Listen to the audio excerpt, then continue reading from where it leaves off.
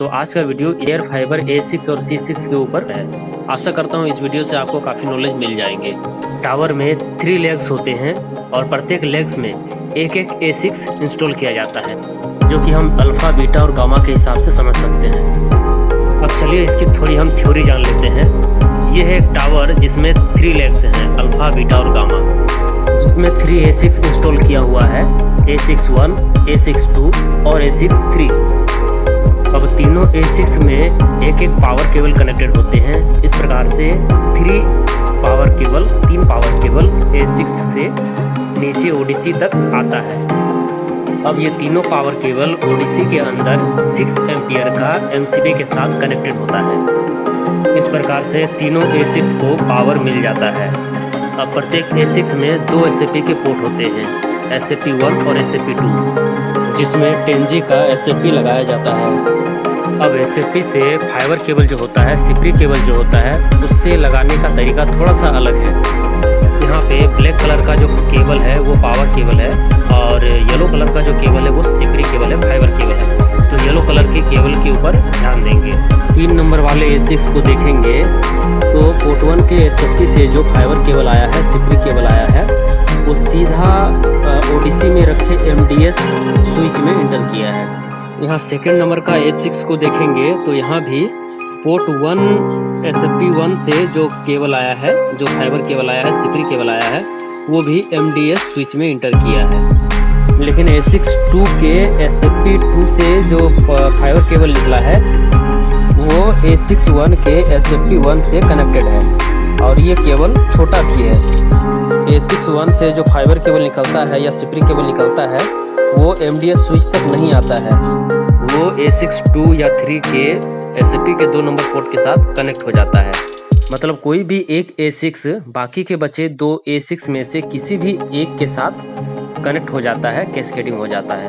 अब जो 2 A6 के फाइबर केबल या सिपरी केबल नीचे ODC में जो आता है वो MDS स्विच के साथ या राउटर में किसी 2 पोर्ट के साथ कनेक्ट हो जाता है। अब नीचे ODC जो है वो CSS साइट का भी हो सकता है, CSR साइट का भी हो सकता है और OLT साइट का भी हो सकता है। चलिए आगे देखते हैं ताकि और भी अच्छी तरह से क्लियर हो जाए।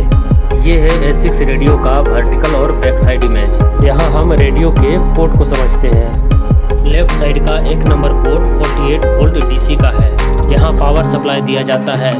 सेकंड है 1 GB ईथरनेट पोर्ट, यहाँ RJ45 का लैन केबल लगाते हैं और इसे लॉगिन करते हैं, कॉन्फ़िगर करते हैं। बाकी जो 2 पोर्ट है, 3rd नंबर और 4th नंबर, इसमें 10 GB का 2 SAP लगता है। 3rd नंबर पोर्ट में जो SAP लगता है वहाँ से सिपरी केबल या फाइबर केबल सीधा नीचे राउटर में या MDS स्विच में चला जाता है। और 4th नंबर का जो SAP पोर्ट है वो किसी दूसरे A6 के साथ कैस्केडिंग हो जाता है, कनेक्ट हो जाता है। अब इस पोर्ट का हम हॉरिजॉन्टल लुक देखते हैं। इसमें हम राइट साइड से देखेंगे तो first port 48 volt DC power supply के लिए है। सेकंड पोर्ट ईथरनेट पोर्ट है जहां हम RJ45 लैन केबल लगाते हैं और इसे लॉगिन करते हैं, कॉन्फ़िगर करते हैं। थर्ड और फोर्थ पोर्ट SAP पोर्ट है जिसके विषय में मैंने ऑलरेडी डिस्कस कर दिया है। इसमें 4 LED लाइट होता है। चलिए LED लाइट के विषय में थोड़ा सा जान लेते हैं।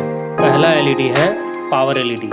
अगर रेडियो में पावर है तो पावर LED ग्रीन कलर में ग्लो करेगा। सेकेंड ईथरनेट पोर्ट का LED है, अगर हम ईथरनेट केबल लगाते हैं तो ये ग्लो करता है। थर्ड है SAP1 का और फोर्थ है SAP2 का। अगर फाइबर केबल या सिपरी केबल नीचे राउटर से या MDS स्विच से कनेक्टेड है तो ये LED ग्लो करेगा। अब यहाँ देखिए A6 के डाउन होने का 3 मेन कारण दिया गया है। पहला है नेटवर्क कनेक्टिविटी फेलुअर, मतलब A6 और C6X आपस में कनेक्ट ही ना हो या कोई भी एक तरफ का UBR डाउन हो या किसी भी प्रकार से दोनों आपस में, दोनों साइड का UBR कनेक्ट ही ना हो। सेकंड है loss of line of site, मतलब दोनों एंड के UBR के बीच में, एंटीना के बीच में कोई ऑब्स्टेकल आ गया हो, कोई बाधा आ गया हो, कोई पेड़ आ गया हो, कोई पोल आ गया हो, जिससे कि दोनों तरफ की कनेक्टिविटी नहीं हो पा रहा हो। थर्ड है ड्यू टू एक्सटर्नल इंटरफेस और इम्प्रॉपर RF कंडीशंस, मतलब किसी भी साइट का एंटीना कोई दूसरा फ्रीक्वेंसी को पकड़ रहा हो, किसी दूसरे सिग्नल के साथ इंटरफेस हो रहा हो, तो ऐसे कंडीशन में भी ये डाउन हो जाता है। अब हम A6 के कुछ रियल इमेज को देखते हैं जो कि ऑलरेडी इंस्टॉल किया गया है। लेफ्ट साइड में जो लगा हुआ है वो पावर केबल है। सेकेंड ईथरनेट पोर्ट है जो कि हम लॉगिन करने के टाइम पे यूज़ करते हैं।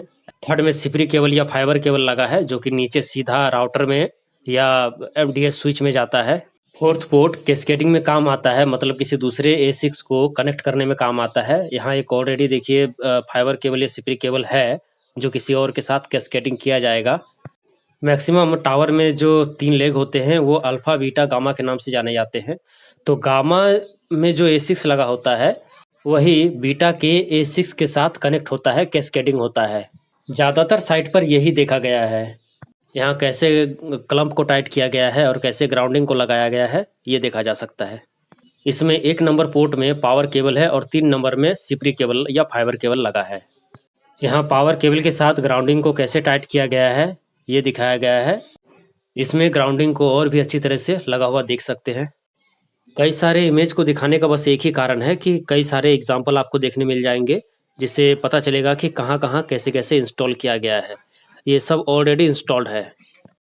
ये एक OLT साइड है जहाँ पे ऊपर से आने वाले दोनों फाइबर केबल या सिपरी केबल को SFP के द्वारा नीचे लगाया गया है। ये साइड पे एक सिंगल A6 ही लगाया गया है। ज़रूरी नहीं है कि हर जगह 3A6 ही लगाया जाए, किसी किसी साइट पे रिक्वायरमेंट के अनुसार सिंगल A6 लगाकर भी चलाया जा रहा है। दोस्तों आशा करता हूँ कि A6 के बारे में आपको बेसिक नॉलेज हो गई है। इस वीडियो में हमने बेस एंड या टावर एंड में A6 के इंस्टॉलेशन को ही कवर किया है।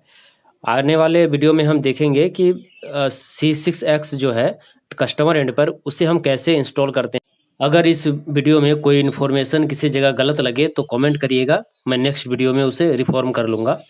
नेक्स्ट वीडियो में हम कस्टमर एंड पर लगे C6 के बारे में जानेंगे और एक A6 से कितना C6 चलेगा और एक C6 कितने घर को कवर करेगा ये भी हम नेक्स्ट वीडियो में जानेंगे।